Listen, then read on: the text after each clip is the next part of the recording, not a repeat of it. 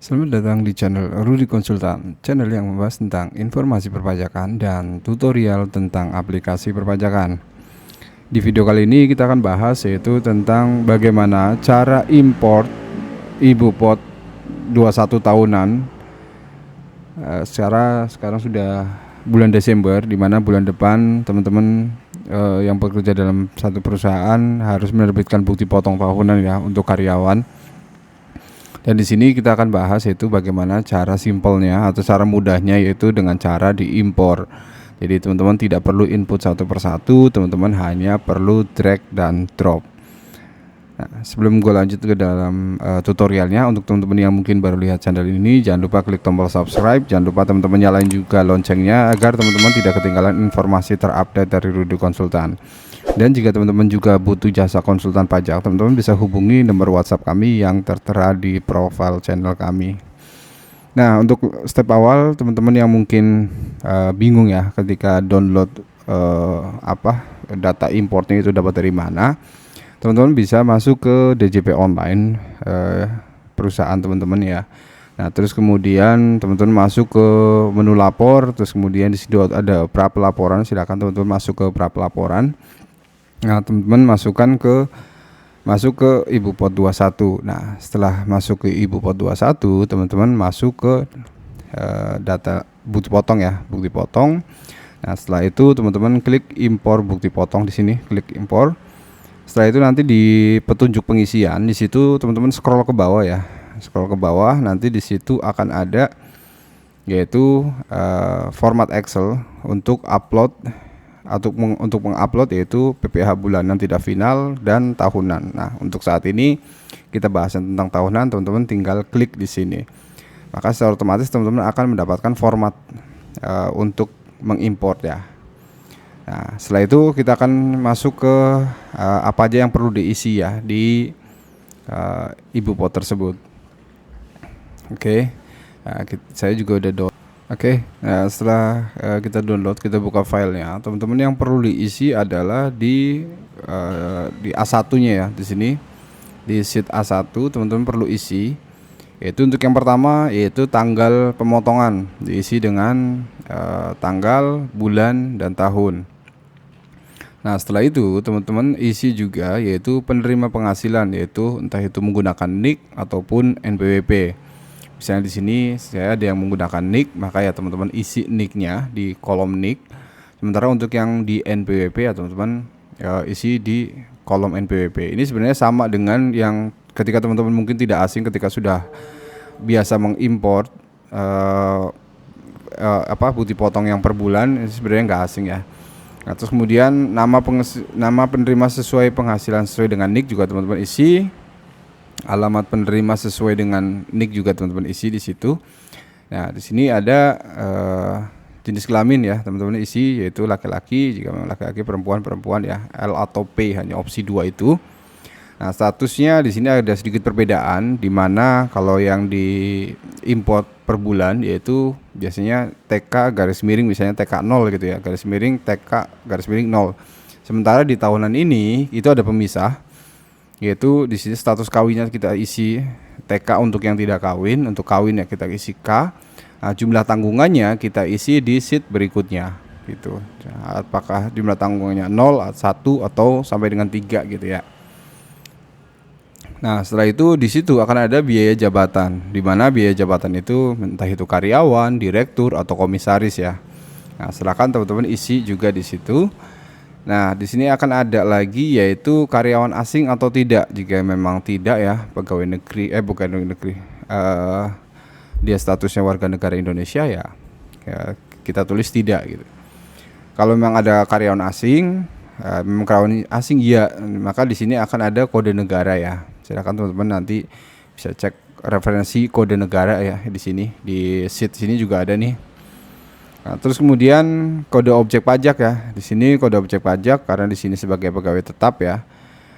Maka kita isi 21.100.01 daftar referensi daftar kode objek pajak juga teman-teman bisa lihat di sini ya. Di sini ada pegawai tetap atau pensiun berkala ya. Oke, kita lanjut. Di sini masa penghasilan awal, di sini juga agak sedikit berbeda dari yang sebelumnya, di mana Kalau yang per bulan itu nggak ada. Di sini masa penghasilan awal. Jadi misalnya dia mulai bekerja kapan sih? Misalnya dari bulan Januari sampai dengan bulan Desember ya. Maka di sini masa penghasilan awal yaitu di bulan 1 Januari, masa penghasilan akhir yaitu di masa Desember. Berarti 1 dan 12. Nah, penandatangan jadi menggunakan penandatangan NPWP si perusahaan tersebut ya. Di sini NPWP, terus nomor NPWP-nya di sini ya. Kita isi.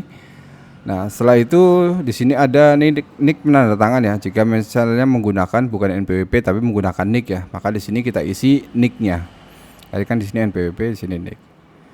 Oke, terus kemudian yang perlu diperhatikan selanjutnya adalah penghasilan bruto masa pajak terakhir. Jadi di sini kita isi yaitu untuk masa pajak Desember, gaji di masa pajak Desember. Misalnya di sini si A gitu gajinya 3.250.000, berarti dia penghasilannya di bawah PTKP. Juga perlu dia buatkan bukti potong 17.2111 ya, atau bukti potong tahunan gitu. Maka di sini kita isi 3.250 untuk 1 bulan di masa Desembernya, dan di gaji gaji atau pensiun ini adalah gaji yang selama 1 tahun. Jadi ini juga perlu diisi ya. Jadi misalnya 3.250 ini misalnya kita anggap flat ya, dari Januari sampai dengan masa Desember nilainya sama nih 3.250, maka kita isi 3.250 untuk yang masa Desember, untuk gaji atau pensiunnya kita setahunkan atau dikali dengan 12 gitu. Nah, di sini tunjangan PPH karena memang penghasilan di bawah PTKP, status dia juga TK 0 ya, tidak kawin. Jadi harusnya kan 54 juta. Jadi posisi tunjangan PPH nggak ada. Tunjangan lain kita anggap nggak ada ya. Kalau misalnya teman-teman dalam cash ini ada ya silakan aja tambahkan nilai-nilai tersebut ya. Termasuk honorarium atau imbalan lainnya, misalnya ada THR atau mungkin penghasilan yang lain ya silakan di situ. Terus kemudian di sini ada premi asuransi dari pemberi kerja ya. Kalau memang kebutuhan di perusahaan teman-teman ada, silakan isi. Penerimaan natura atau kenikmatan jika memang dapatkan fasilitas dari perusahaan ya berbentuk natura. Nah, silakan isi di situ. Nah, terus kemudian ada tantiem, bonus, gratifikasi, jasa produksi atau THR. Nah, itu biasanya teman-teman kalau memang ada terima THR, maka ya teman-teman isi aja di situ THR-nya ya. Dan di sini contohnya kita nggak isi ya. Nah, untuk biaya jabatan teman-teman bisa isi secara manual ya. Jadi 5% dari total pendapatannya dia. Yang penting biaya jabatan tidak boleh lebih dari 6 juta ya. Ketika dikalikan dengan 5% tidak boleh lebih dari 6 juta. Nah, terus kemudian iuran pensiun THT atau JHT jika memang di perusahaan teman-teman ada, silakan teman-teman isi juga di situ. Sumbangan atau zakat keagamaan yang dibayar pemberi kerja ya silakan isi juga. Penghasilan neto masa pajak sebelumnya ini ketika misalnya teman-teman mendapatkan dapat dari perusahaan yang sebelumnya ya, atau mungkin Januari sampai dengan Juni teman-teman bekerja di perusahaan A, terus kemudian setelah itu teman-teman Juli sampai Desembernya teman-teman bekerja di perusahaan B, maka penghasilan netonya perlu diisi ya di sini. Oke, terus kemudian perhitungan jumlah penghasilan neto kita setahun ya, jadi setahun. Nah, terus kemudian di sini perlu isi lagi ya. Kalau tadi kan di sini ada PTKP yang dipisah ya. Jadi statusnya di sini tidak kawin. Terus kemudian 0 kita isi di sini ada pemisah. Sementara nanti di sini kita perlu isi lagi kode PTKP, tapi dengan cara digabungkan. TK_0. Jadi ada 2 kali pengisian PTKP. Ketika teman-teman mungkin mengisi secara manual juga nantinya ada ya, kita harus isi 2 kali. Nah, di sini untuk PPh pasal 21 yang dipotong masa pajak sebelumnya kita kosongkan aja. Terus kemudian untuk PPh pasal 21 DTP yaitu ditanggung pemerintah yang telah dipotong masa pajak sebelumnya juga jika teman-teman ada ya silakan isi, jika memang tidak ada ya skip aja.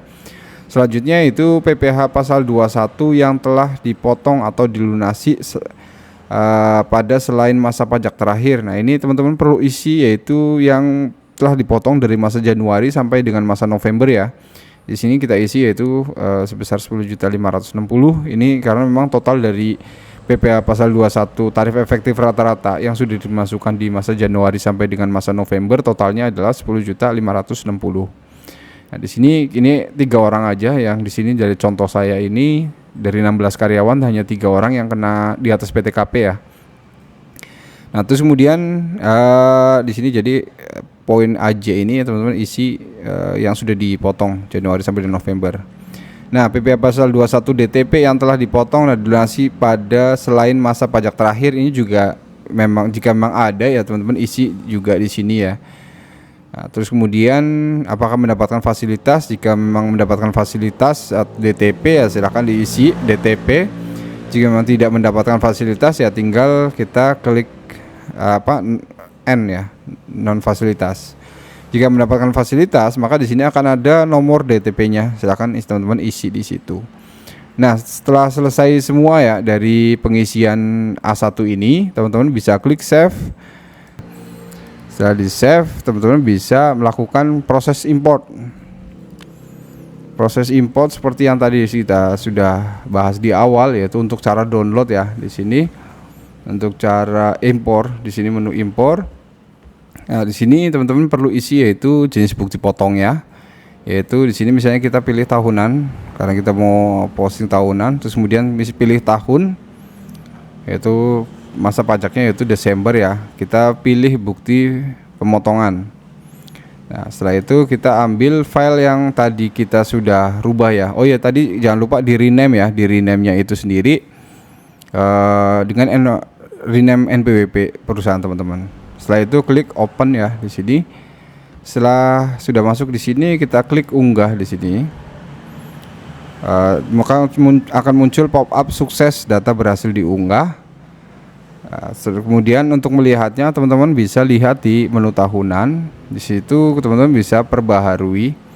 Di sini akan muncul yaitu data sukses ya, data bukti potong berhasil dibentuk gitu ya. Tadi ada 16 ya, 16 sheet yang atau 16 karyawan yang kita isi di menu bukti potong. Terus kemudian teman-teman bisa lihat di daftar bukti potong. Nah, di daftar bukti potong teman-teman pilih yang tahunan ya. Yang tahunan teman-teman pilih daftar bukti potong. Daftar bukti potong 21, pilih tahunan. Maka secara otomatis semua bukti potong yang tadi kita impor akan masuk di sini ya. Oke, sampai sini dulu ya tentang pembahasan bagaimana cara mengisi format import untuk bukti potong tahunan di menu IbuPot 21. Jika teman-teman ada kendala silakan isi kolom komentar di bawah. Jika teman-teman mau request tentang pembahasan apa silakan isi juga kolom komentar di bawah. Dan jika teman-teman juga butuh jasa konsultan pajak, teman-teman bisa hubungi nomor WhatsApp kami yang tertera di profil channel kami. Terima kasih sudah menonton dan sampai jumpa.